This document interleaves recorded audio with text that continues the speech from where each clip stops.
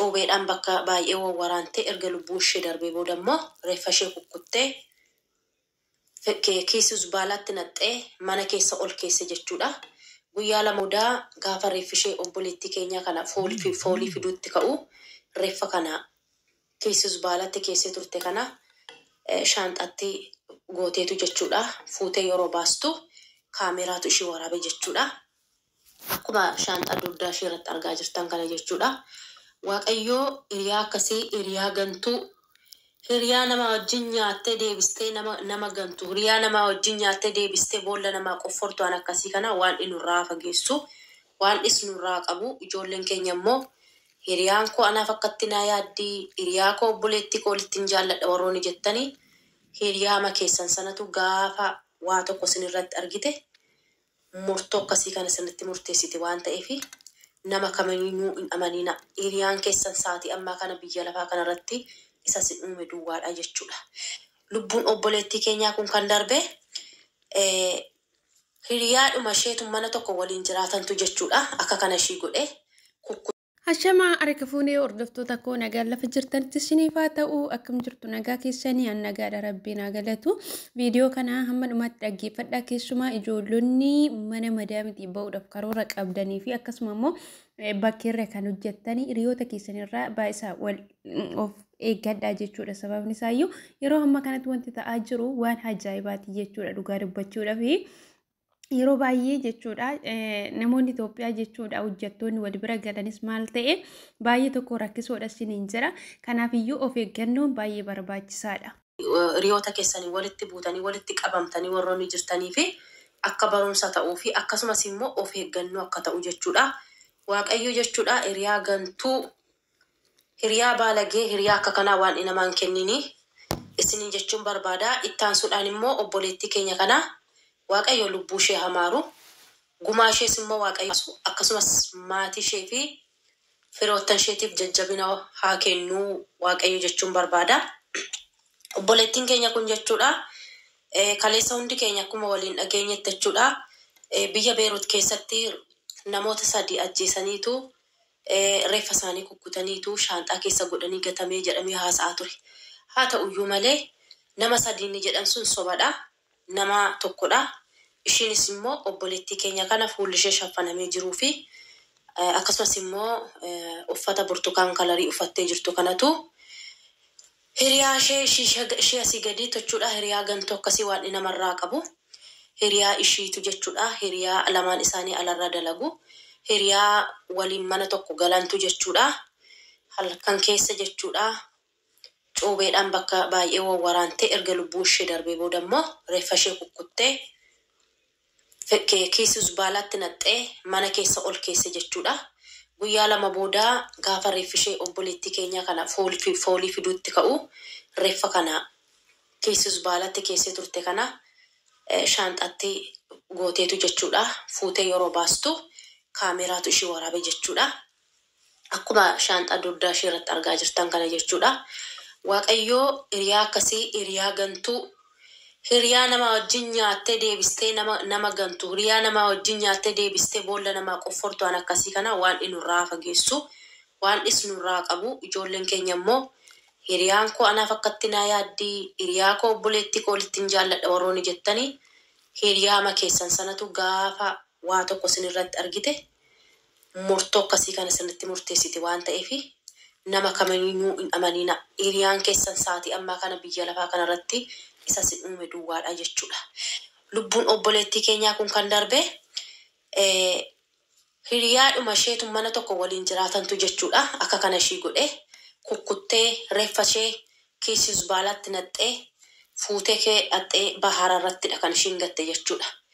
Kanaafiyyuu jechuudha ijoolleen keenya biliis of eeggannoo cimaa godha. Akkasumas immoo warroonni zeegaa biraa wajjin illee maraattanii warroonni karoora hin qabne warroonni dhiira irratti akkana wal gootanii warroonni dhiira irratti lubbuu wal balleessitanii biliis of eeggannoo cimaa godha. Waan darbuuf jettanii waan hin darbine keessan godhina. Lubbuun har'a baaste kun dhiigni har'ati dhangalaaste kuni borsumaan si gaafata waan ta'eef jechuudha.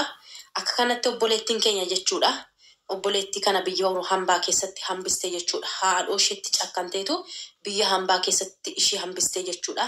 waan an akkasii kana nurraa qabu. Ammaaf garuu obboleettiin kun jechuudha to'annoo seeraa jala ooltee jirti.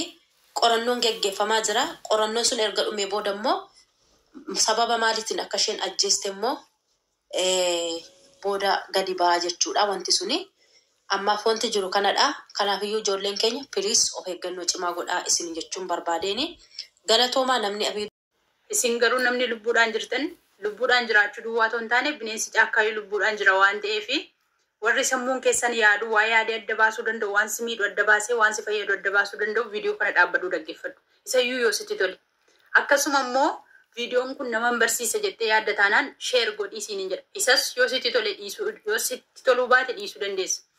Obboleettiin keenya isin asirratti argitan kuni Itoophiyaawii ajjeesuu duwwaa ta'uu hin taane akka billiitiin daakkootti billiitii ishee kukkutee qoshaashaa feestaaliitti neqee jechuudha. Shaanxaa keessa kaa'ee qoshaashaatti gatee poolisiin achi argee afaan arabiffaatiin gabaasee jira jechuudha. Itoophiyaawii qalee shaanxaatti neqee qoshaashaatti gatee jedhee. Egaa baay'ee nama dhiba. Ani garuu asirratti maal yaade sammuu koo keessatti seef godhee kaadhee waggaa 5-6 kana booddee Itoophiyaa waan jedhamtu dhiiras ta'ii shamaras ta'ii waan barbaadde ta'ii jaarsa ta'ii jaartii ta'ii waan barbaadde ta'ii Itoophiyaa waan jedhamtu biyya Itoophiyaa jedhamu sana keessaa baatee gara biyya biraa dhaqeen hojjedha jechuun hojjedhe wayin immoo kabajaan hin jiraadha nama wajjiniin jechuun sobadhaa jechuudha. Hamma saree gurraatti kabajan qabdu. Maaliif Itoophiyaa jechuun bineensa waan ta'eef jechuudha. Gocha kana bineensi caakkaayyuu hin saalfata akka kanatti nama miidhu. Yoo nama ciniineeyyuu nama hambisaa jechuudha bineensi caakkaa. Sababa maalisin jechuun barbaada walumaa galatti waggaa 5-6 kana yoo lubbuudhaan jiraanne hin argina. Itoophiyaa waan jedhamte namatti dhagaa jedheen jiraadha. Biyya ormaa dhaqee hojjedheen jiraadha jetta taanaan. Dhugaan siin jedha hamma saree gurraachi saree ishee manatti galuu diddee bakkee bultuu kabajan qabdu bakka. Amma kottaamee waa tokkoon isin gaafadhanii jechuudha. Wantumti miira keessa si gashee hojjettu si wajjin hojjettu. Waa'ee lammii kee dhiisii lammii biraa taateeyyuu ani jireenya koo keessatti hamma biyya ormaa hojjedhetti carraa Itoophiyaa wajjin hojjechuun arganne. Lammii biraa sana immoo humni isaanii jechuudha humna nama 10 kan ta'e namni tokkittiin ishee nama warra Afrikaawii beektu Afrikaa wajjin ani kan hojjedhe jechuudha. Afrikaawii wajjin carraa hojjechuu malee Itoophiyaa wajjin carraa hojjechuu nan keenya. Carraa Itoophiyaa wajjin hojjechuu baay'ee naawwa ture. Isheema Itoophiyaan taane sanayyuu jechuudha. Isheema Itoophiyaan taane sanayyuu akka dhiiga koottidha kan inni ilaalu. Maaliif beektaa? Waan biraa naa gootee miti. Sumunii dumbulloo naa kaffaltee miti. Na wajjin shinti beeti miicciti. Na wajjin hifatamti. Na wajjin beelofti. Yoon nyaadhe nyaatti. Yoon dhugdi. Yoon beela hin beelofti. Na wajjiniin jechuudha. Sitti dhaga'amuu gaafa kanati biyyaa baate saantiba dumbulloo sumunii argachuuf malee dhaxxee jechuudha. Wantumti miira keessa nama gashummoo maa'inni qomeessi kanan jedhu ganaa wanti isiniin miira keessa gashee akka kana isiniin godhu ganaa natti dhufamoo osoo natti nufiin hafa qo'eski. Miira keessa si gashee waan gochaan si wallaashisu kun. Dhugumaan isiniin jedha baay'ee nama gaddisiisa. Baay'ee nama gaddisiiftu garuu jechuudha. Warri waan biyyaa baataniif iyyaanne hin beekne warri dayyuusni waa yaaddanii adda baasuu hin dandeenye akka kanatti ilmoo namaa kattaftan ilmoo namaa karaattan biftanii waan irratti walloltu hin qabdu si jammar. Kan birrii sii kaffalu ishee miti. Hojjechisaan keessan tokko miti. Kan biraadha. Afaanis naasoftan kan biraadha. Yoo dhiira irratti ta'e immoo dhiirumti isin irratti walajjeeftan sun dhiira irratti ati lubbuu ishee balleessitu suni mataadhaan qilee seenu dhiiratu lafarraa dhume immoo tokko yoo deeme tokkotu dhufa. Dubartiin tokko yoo deemte tokkotu dhufa. Innati hamma kana ara beeyyesuus baay'ee nama gaddisiistu dhugaa. Waanuma dubbii nama wallaashisu. Ani isinii wajjin Itoophiyaa jedhamu malee wanti aarsu hin jirutu akka salphaatti lammii ofii jijjiirratu ta'e yeroo jalqabaaf Itoophiyaa keessaa kan lammummaa isaa jijjiirratu ana ture. Maaliif tarree keessan irra waan hin jiruuf isheen abashaadha jedhu waan ta'eef jechuudha. Amma fakkeenyaaf faamiliin kun faamilii baay'ee guddoodha jechuudha. Faamiliin ani keessa jiru kun Itoophiyaa sarraatanyaa garuu nateelaa nama tokko fidanii nama tokkittii sanayyuu sababa koodhaan isaan fidanii jechuudha. Nama 2 taanee nuti jiru. Sarraatanyoonni biraan garuu lammii biraa. Isaan amma arabiffaan darbeera waan ta'eef Itoophiyaan akka isheen Itoophiyaa qaltu beeku waan ta'eef Itoophiyaan erga lammii ishee akka kanatti qaltee araba immoo akkamitti qalti jedhanii waan yaadaniif jechuudha. Silattuun balaaleffatu waan ta'eef isaan cirraasha kana booddee Itoophiyaan akka isheen tibeetiittidhaan isheen ciincuftu jechuudha.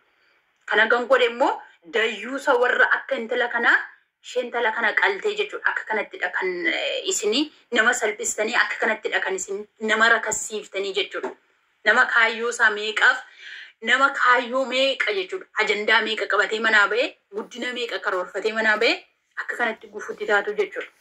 Abba baakki isinii wajjin rakkannee nuti video